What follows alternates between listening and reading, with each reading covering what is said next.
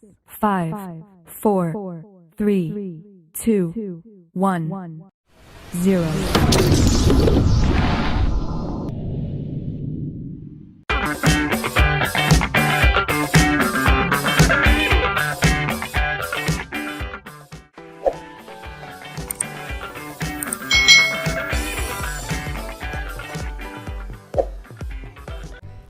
Hai, selamat datang di channel YouTube Kak Citra. Apa kabar adik-adik semuanya? Kak Citra berharap kalian dalam keadaan yang baik, sehat, dan siap untuk belajar ya. Hari ini kita akan belajar bersama-sama untuk mata pelajaran tematik kelas 5. Kita belajar di tema 2, udara bersih bagi kesehatan. Subtema 1, cara tubuh mengolah udara bersih, pembelajaran yang keempat. Mari adik-adik yang hebat, kita belajar dengan penuh semangat. Adik-adik yang hebat, ada bermacam-macam jenis usaha yang memanfaatkan sumber daya alam seperti pertanian, perkebunan, kehutanan, perikanan, dan pertambangan. Ada pula jenis usaha lain loh yang memanfaatkan sumber daya alam, yaitu usaha pariwisata. Ayo kita pelajari jenis usaha ini adik-adik. Nah, di sini ada bacaan yang berjudul Melihat Jejak Merapi di Kali Adem. Kali Adem itu terletak di lereng Gunung Merapi di Yogyakarta. Dahulu tempat ini itu terkenal sebagai lokasi perkemahan yang asri. Fasilitas di areal wisata Kali Adem dahulu itu cukup komplit. Ada pendopo, gedung pertemuan, kios-kios, warung, gardu pandang, lapangan untuk perkemahan, toilet, dan sebagainya. Akan tetapi setelah Merapi meletus pada bulan Juni 2006, sebagian besar fasilitas itu lenyap terkubur lahar. Saat ini wisata Kali Adem sudah berubah nama menjadi Lavatur Kali Adem. Nah, sebagian besar pemandangan Kali Adem ini berupa hamparan pasir dan batuan bekas dari lahar adik-adik. Nah, di sana ada bunker atau rulinda atau ruang lindung darurat. Nah, bunker ini tuh dibangun untuk tempat berlindung jika tiba-tiba Gunung Merapi itu menyemburkan awan panas. Nah, di dalam bunker ini ada kamar mandi, ada tabung oksigen, masker, listrik, dan perlengkapan lainnya. Pintunya itu 2 lapis terbuat dari lempengan besi setebal 3 cm sehingga tidak meleleh adik-adik. Nah, itu tadi adalah tempat wisata Kali Adem yang ada di Yogyakarta.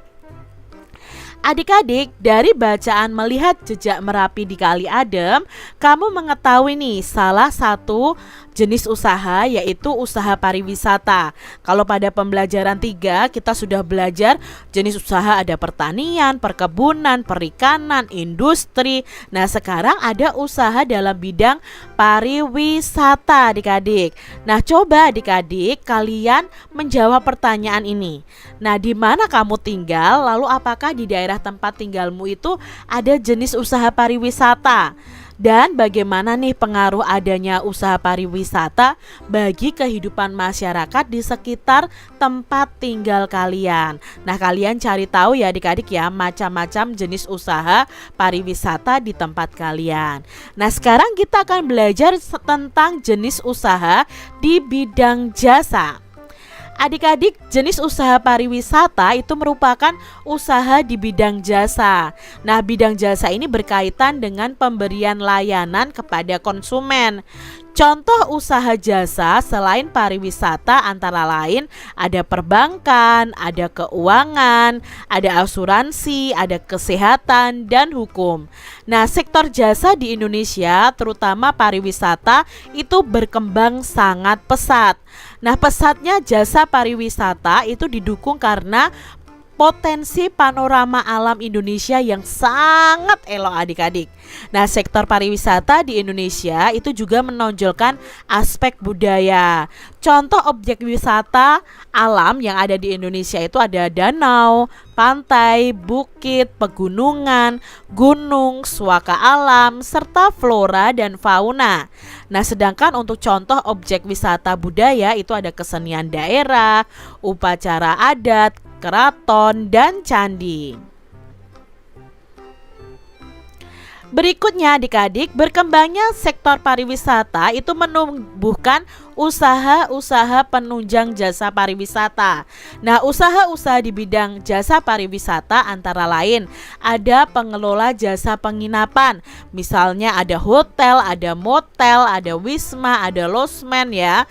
Lalu ada usaha penjualan barang cenderamata atau souvenir, penyedia jasa pemandu wisata atau tour guide. Lalu ada penyedia jasa pariwisata dan transportasi atau tour and travel. Nah, ini ya adik-adik ya, usaha di sektor pariwisata itu banyak sekali ya, dari mendirikan penginapan ya, usaha cenderamata, lalu tour guide dan lain sebagainya. Nah, adik-adik yang hebat, salah satu jenis usaha yang banyak kita lihat adalah usaha berjualan. Mulai dari penjual buah, makanan, barang-barang keperluan sehari-hari, hingga para penjual kendaraan bermotor. Dari jenis usaha itu, para pedagang akan mendapatkan atau memperoleh penghasilan untuk kehidupannya sehari-hari. Adik-adik yang hebat, pada pembelajaran kita, pembelajaran 3, kalian sudah melakukan nih kegiatan wawancara untuk mengetahui jenis usaha yang ada di lingkungan sekitar kalian.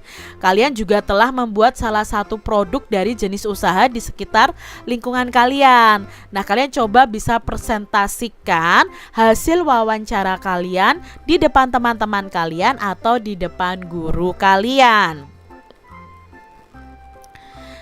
Menjalankan usaha dengan sebaik-baiknya merupakan salah satu tanggung jawab warga masyarakat. Pada pembelajaran 3, kalian juga telah mengamati pelaksanaan pemilihan ketua RT, ketua RW atau kepala desa di lingkungan kalian. Nah, bacakan hasilnya juga di depan teman-teman atau guru kalian.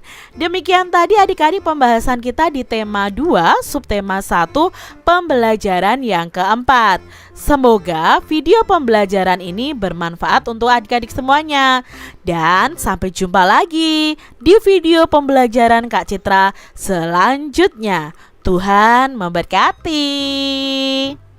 Jangan lupa tekan tombol subscribe, lalu tekan loncengnya, tekan juga tombol like, lalu share ke media sosial kalian.